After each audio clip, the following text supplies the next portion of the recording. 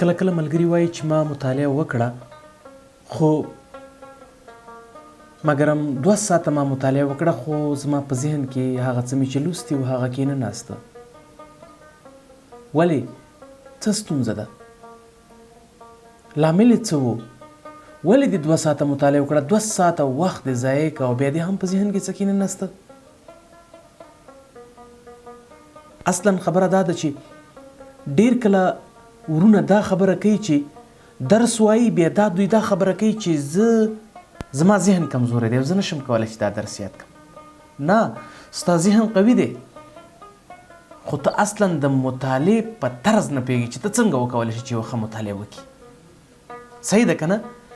رونو کله چې تاسې مطالعه کوئ کوشش وکړئ چې د مطالعې لپاره تاسې یو ښه موقعیت انتخاب کړئ، یو ښه چاپیریال انتخاب کړئ، ښه محیط انتخاب کړئ.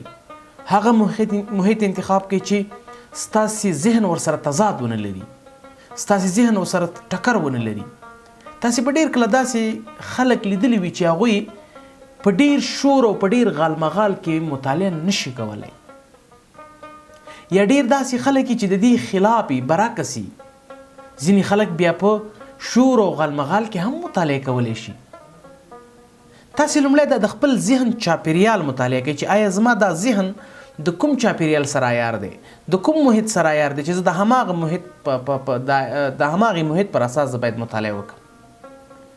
نو کله چې مورونو چاپیریال وټاکه پوهېږي چې زه مثلا په یو آرام ځای کې ښه مطالعه کولی شم، پوهېږي چې زه په یو مثلا په عامه اصطلاح په داسې ښه طبیعت کې، یعنی په داسې رنګین ماحول کې زه غواړم چې ښه مطالعه وکړم، یعنی زما مطالعه دغسې کې ډېره زیاته مفیده او مؤثره تمامیږي. نو تاسې لومړی ځان دپاره یو محیط انتخاب کړئ. آیا ته دا محیط په غلی ځای کې غواړې، کوم ځای کې ته غواړې چې مطالعه وکړې؟ دا نو ستا هغه انتخاب دی. دوهم سټپ چې غواړئ چې مطالعه وکړئ، نو ورونو هر کله چې تاسې مطالعه مه کوئ، ډېر کله ورونه ما داسې لیدلي ورونو دا یو کتاب دی نه ګورئ، ډېر کله ورونه ما داسې لیدلي لکه مثلا داسې وایي چې په افغانستان کې د اسلامي امارت دا ګور اصلا دغه طرز داسې په تیزۍ سره وایي که نه، نه دا د مطالعې غوره لاره نه ده. یا ځینې خلک داسې وایي که نه چې افغانستان په 1919 کال کې دا نه د ځان سره هېڅکله په لوړ اواز سره دغه کومې کلمې چې ته مطالعه کوې دا په لوړ اواز سره مه وایه. صحیح ده؟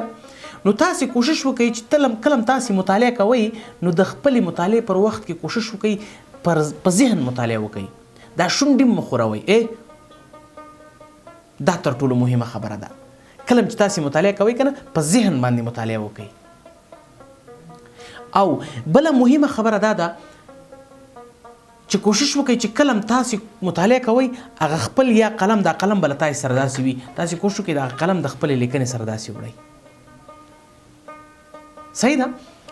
څلورمه خبره دا ده چې کله تاسې د مطالعې پر مهال غواړئ چې پام ورته وي او غواړئ ښه مطالعه وکړئ، کوشش وکړئ هغه مهمې نقطې دلته تاسې په نښه کړئ. د مطالعې پر مهال نه دی، هغه مهمې نقطې په نښه کړئ. 4 کاره د مطالعې پر مهال دا کار ضرور کړئ. لومړی محیط انتخاب کړئ. دوهمه خبره دا ده چې د مطالعې پر مهال د مطالعه په تیزه سره مه وایئ. ځینې خلک داسې وایي چې درس وایي داسې په تیزۍ سره لګوي. نه، کوشش وکړئ چې مطالعه په ذهن باندې وکړئ. کتاب ته وګورئ په داسې حال کې چې ستاسې دا شونډې هم ونه خورېږي، په ذهن باندې مطالعه وکړئ. دریمه خبره دا ده چې کله تاسې مطالعه کوئ نو کوشش وکړئ د خپل لیک سره داسې دا قلم وړئ یا ګوته وړئ. او څلورمه خبره دا ده چې کله تاسې مطالعه کوئ نو د مطالعې پر مهال هغه مهمې نقطې په نښه کړئ. کله مو چې مهمې نقطې په نښه کړئ، یعنې وګورئ چې د دې پاراګراف کې تر ټولو مهمې نقطې کومې دي یا د جمله کې مهمه نقطه کومه ده، هغه مهمه نقطه دلته په نښه کړئ. تاسې د خپلې مطالعې په برخه کې بیا تغییر ووینئ چې ستاسو کې څومره تغییر راغلی، خو په صحیح معنا سره. په 1 ځل 2 ځلو 3 ځلو باندې نه کېږي، 4 ځلې 5 ځلې 6 ځلې دا تاسې خپل روټین وګرځوئ، خپل تمرین وګرځوئ. بیا تاسې په خپل نفس په خپل ځان کې تغییر وګورئ چې آیا تاسې څومره تغییر لرئ د مطالعې په دغه برخه کې. دا درته ډیره مهمه او ډیره اهمه تمامیږي. نو کوشش وکړئ چې د مطالعې پر مهال دغه 4 نقطو ته ډېر زیات پام وکړئ. لومړی د مطالعې محیط وټاکئ، د مطالعې چاپیریال وټاکئ. دوهم د مطالعې پر مهال تاسې کوشش وکړئ چې د مطالعې کلمې په تیزه سره مه وایئ، دریمه خبره دا د مطالعه په ذهن سره وکړئ، په شونډو په خوله سره مطالعه مه کوئ، په ذهن سره مطالعه وکړئ.